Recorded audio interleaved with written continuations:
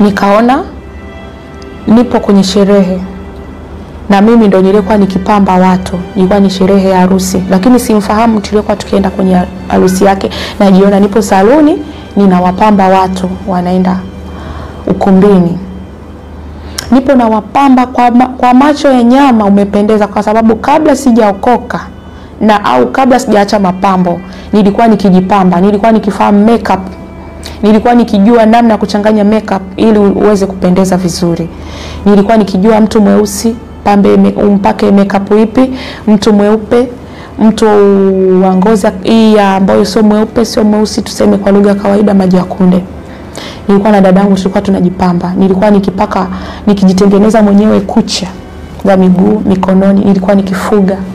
Nilikuwa nikifahamu namna ya kutengeneza kucha, nilikuwa nikijipamba mwenyewe. Nilikuwa nikijua namna ya bond wigi. Nilikuwa namna tulikuwa tukijisuka wenyewe hata vitunguu. Tunaita vitunguu au njia tatu kusokota nywele. Nilikuwa yani makeup tulikuwa tukitumia ni za Forever. Tulikuwa kwa kipindi kile ilikuwa kapoda kale kadogo ka Forever 30,000 kakapanda 50 hadi 60. Tulikuwa tukinunua tukijipaka. Tulikuwa tukinunua lipstick, contour, lip liner. Yani niseme makorokoro sasa hivi mengine nimeshaanza kusahau. Kwa wakati ule sasa nikaona nipo na wapamba watu. Tunaenda kwenye harusi na changanya lipstick. Nikawa nikifurahi sasa nimependeza. Lakini kwa wakati ule mimi nilikuwa nimeshaacha kujipamba, nimeshaacha kusuka, nimeshaacha. Sasa wakati niko na wapamba watu, ghafla nikaona mwanaume mmoja aliyevaa mavazi meupe ambaye nilishindwa kumtazama, amekuja kwa ukali akinambia, kwa nini hujawaambia watu wangu kama vitu hivi ni machukizo? Kwa nini hujawaambia watu wangu kama vitu hivi ni machukizo? Alinionya kwa ukali akanambia utadaiwa. Katika kuniambia ile sauti nikaogopa. Sasa akiniakata ananiambia vile, nikajitazama kwenye kioo kilichokuwa pale.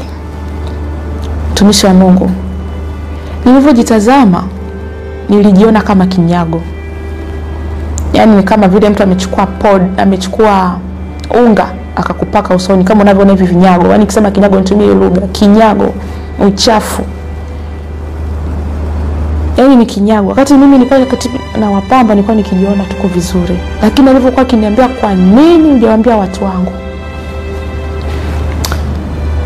Nilipojitazama kwenye kioo nilijiona kama kinyago. Na ghafla nikageuka nyuma, nikaona wanawake wawili waliovaa mavazi kama ya kishirikina, wachawi, ambao walikuwa wamevaa nguo kaniki nyeusi wamefunika hapa kifuani na chini. Walikuwa ni wanawake wawili na katikati yao kulikuwa kuna ungo ambao ulikuwa umefunika kama kitambaa cheupe. Na katika ule ungo kulikuwa kuna vito au kwa lugha nyingine niseme jewels. Vilikuwa pale vingi sana. Walikuwa wakitengeneza kwa speed ya hatari, yani speed ile siwezi nikaielezea. Na walipokuwa wakitengeneza wanarusha duniani. Nikatazama kwa mshangao mkubwa sana. Wanatengeneza wanatupa duniani, wanatengeneza wanarusha duniani. Nikaogopa sana. Yule mtu akaniambia, kwa nini hujawaambia watu wangu kwamba vitu hivi ni machukizo? Utadaiwa. Nikatoka kwenye yale maono na ogopa, nikashtuka. Nikiwa nimelala nikaona tupo ibadani kanisa fulani sitalitaja. Ibada ilikuwa ikiendelea. Katika ibada ikiendelea kuna kwaya ilikuwa ikiimba. Lakini ndani mle kulikuwa hakuna utulivu. Kulikuwa yani ni vurugu, lakini kwa macho ya kawaida tunaona kama ibada ya sifa. Lakini nilikuwa ni sauti zikisikika kama vile tupo klabu. Ghafla nikasikia sauti kitoka mkono wangu wa kuume ikiniambia, waambie wanawake wanaovaa mavazi ya ukahaba sitawanyakua. Waambie wanawake wanaosali bila kufunika kichwa sitawanyakua. Sauti ile ilikuwa ya ukali sana. Nikashangaa, hii sauti naisikia peke yangu? mbona sauti inasikika lakini bado shughuli zikiendelea kama kawaida? Na nikitazama mle ndani kulikuwa kuna wengine wamevaa suruali, wamevaa mawigi, wanafanya vitu vya ajabu sana. Sauti ile ilikuwa kwa ukali sana, ikanambia, waambie. Nikaogopa. Nilipokuwa nimesimama, ghafla nikasikia mkono ukinipiga kwa chini katika mguu.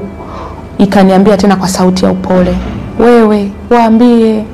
wewe waambie. Ilijirudia mara 3. Nikashtuka.